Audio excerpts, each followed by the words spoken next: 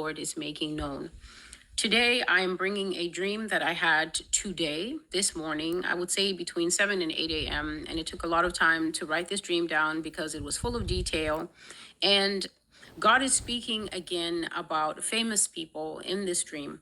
And to those who may wonder, why does God keep speaking about these things? If there's one thing that I've clarified about the Father, it is that when he puts his finger on something and he says that something is going to happen, I, Celestial, have learned the importance and the seriousness of God about a topic is directly proportional to how many times he keeps bringing it up. When something is strong on the Lord's heart, when something is strong on the Lord's mind, or when people are not listening to a topic that is strong on the Lord's heart, strong on the Lord's mind, when people are not paying attention and they keep brushing off what God is saying, or they keep having this doubting Thomas, well, let's wait and see, or they have a mocking approach. Oh, you said this was going to happen and it didn't happen. When people are doing that, the Lord will become even more emphatic about what he is talking about. He will continually present that thing.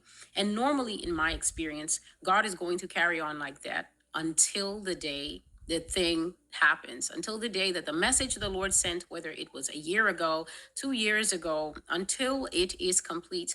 The Lord will continually revisit that thing, and he will become more and more and more emphatic about that topic until the day that he actually does what he's going to do. And one of the things that God is emphatic about is that America is an idolatrous nation. America is a nation that has replaced 100% sold out worship to God with 100% sold out infatuation and following and building up of what the Lord calls idols. People think that idols only refer to physical statues, such as we find in countries that officially have religions that include them bowing down to statues and bowing down to visible gods like Buddha and perhaps that large cube that is part of Islam, the one that they have in Mecca that they go around in circles and they pray as they're passing around that thing. Even the Wailing Wall that in Israel that they go to, that kind of thing can raise up in a practice of faith as idols. But here in America, there's not visible statues, except the visible statues were brought over by people who practice idol religions from other countries. Here in America, the idols are homegrown. They're ordinary people. They're men and women who have, by reason of skill, by reason of gift, talents, we call them, these people have excelled at what they do. But then, because the culture of the United States is idolatrous, these people are often lifted up far beyond what is necessary, what is normal. People become obsessed about ordinary human beings. They want to know everything about what they eat and what they practice and what they believe and what their diet is like and what kind of politics do they practice and how are they raising their children. So the culture here is to become obsessed about ordinary people by reason of a gift. Gifts come from God. You can sing, you can run, you can dance.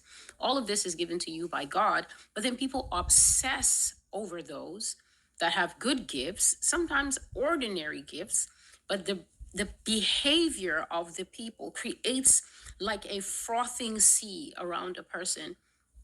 And yet, people will not create frothing seas around the Lord Jesus Christ. They won't talk about Jesus in the kind of worshipful tones that they use to talk about singers, rappers, actors, or Bitcoin people. And as a result, God says that he's going to push every single idol in the United States down. Every single idol in America, whether it is male or female, whether it is a practice such as football is an idol here. That thing is going to be pushed down and shatter on the ground. And so the title of this prophecy that I received this morning, April the 24th, 2024, is simple and hard to mistake, easy to understand. It is called The Fall of Jay-Z and Beyonce. The Fall of Jay-Z and Beyonce. And in this prophecy, God is revealing that the so-called globally renowned couple, the famous king and queen of rap and pop, are not the people that most people think that they are. They're not who you think they are. And the Lord is going to see to it. Please listen. Listen to this dream very carefully. May the Lord give me grace to bring it out. They are going to come down very low, and God is going to see to it that they are brought to the lowest and most humbling possible state that any human being can come to. And so, what I dreamt this morning is that I came home. This dream actually has other elements about some of the things that we can expect to see living here in the United States, how life is going to change as well. I dreamt that I came home, and it was that time of the day, I would say after 5:30 or about 6 going to 7, where it's coming on to twilight. So it's the kind of the day when you get in your house, you're going to need the lights, not because it's excessively dark in your house per se. It's not nightfall, but it's getting pretty dim to the point where it's better to put the lights on so you can see what you're doing.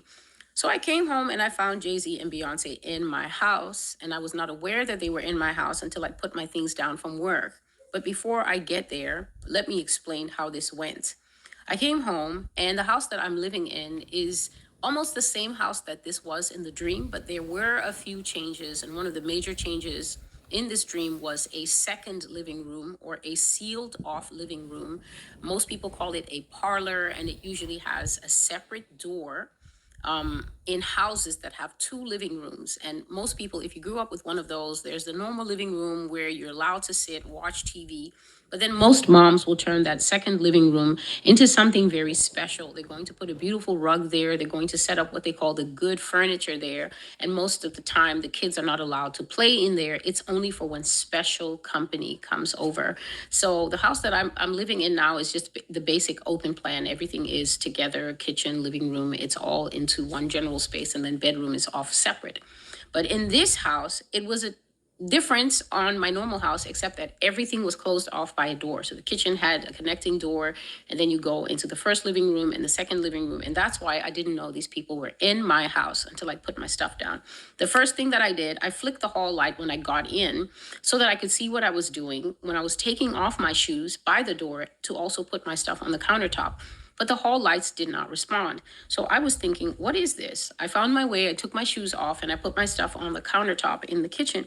And then I was thinking, kitchen light isn't responsive either. The hall light is not responding. The kitchen light is not responding. But I thought maybe it's something to do with my circuit, because we know that the house it has different circuits where maybe the dishwasher and all the kitchen stuff is on one circuit, living room on another circuit, bathroom on a separate circuit. So I thought maybe there's been a blowout with my hall and my kitchen circuit. I went to my bedroom. I tried the lights there. The lights didn't come out. And I finally said, in exasperation, but what is going on? I wasn't necessarily speaking to the Lord. I was just exasperated because I was thinking, I've just got home and I know I don't have any food cooked in this house. And if there's no lights in this house, it's just another problem. I said, what is this? It'll be dark soon. And I wonder what could be going on with the power. And the Lord spoke to me in that instance, and he told me, Celestial, America will soon start suffering from blackouts and power cuts. Now, if you live somewhere else, you might have a different name for it. I know in the UK, in UK territories, they call it load shedding. This is basically when the government on purpose begins to ration power by shutting it off because the general demand on the grid is more than the amount of power that the government can capably produce or the money of the people incoming can pay for. So when governments don't have money or they're not able to meet the power demand, what they start doing, instead of telling people we're broke, they start to have blackouts. So this is what had happened, and I didn't know. And the Lord answered me and he said, it's a blackout. America will soon start suffering from blackouts and power cuts or load shedding. This nation cannot pay its bills. So cities are going to start sitting in the dark for a period of time, and entire areas will be without essential services like lights and water for a season. This is the time when American money isn't working so well anymore. She cannot afford her bills and responsibilities. So the power will be cut sometimes, and you'll be in the dark. And I was shocked. I was thinking, what? Lord, America? This is a first world country. We're going to start doing electricity rationing and even cutting the water? Whatever's going to be next. So now I headed into the living room, passed through the separating doors, and I came to this frosted crystal frosted door that marked off the special living room. And I went in there just to see if the lights would be working. It was just reflex, I guess, or habit. But imagine me walking in there and finding two majestic thrones set up in that living room. The description of the living room, just to make it easier, is just supposed to be furniture in there. And there was a very nice view that this living room had, a whole wall panel giving a beautiful city view, giving a full view of New York City. One side is just glass. And so I walk in there and I'm surprised to find two majestic thrones set up in that room with Jay-Z and Beyonce sitting on them, dressed in their finest of finest, finest of finest. Jay-Z was wearing this outfit that men are starting to favor more and more. It's a suit, but the cut and the look of the suit mimics a military general, and he was wearing all black. So even the tassels on the shoulder and maybe the embroidery on the wrist, the cuffs all the way down the neck, Mandarin style collar. His entire outfit was black on black. The throne he was sitting on was cold steel gray, almost to black. Not very ornate, not very overly designed, definitely a man's throne, but it gave off this very cold energy, the way his throne was done. But Beyonce's throne was a proper royal's throne, the throne that you're used to seeing in movies, and hers was made up for a woman, very plush and soft with the ermine seating, decorated in bold colors of gold, coral, and colors like that, red and things like that.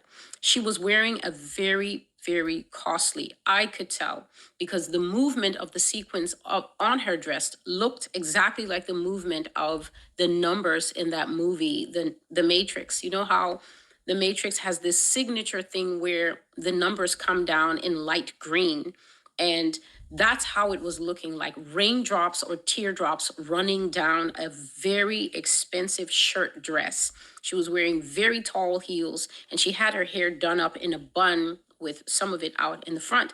So you walk into the living room and you've got two people sitting in the living room like they own the place, but this is where, I guess, you know how it is. You know how it is when you come home from work and it's a blackout and your house is dim, there's no power and you've got no food and you're wondering what you're going to do for dinner. And then you walk into the living room and you find Jay-Z and Beyonce sitting there and acting like they pay your rent.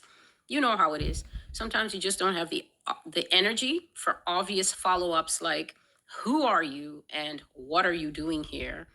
And so I just looked at them and I decided to wait. I didn't say anything.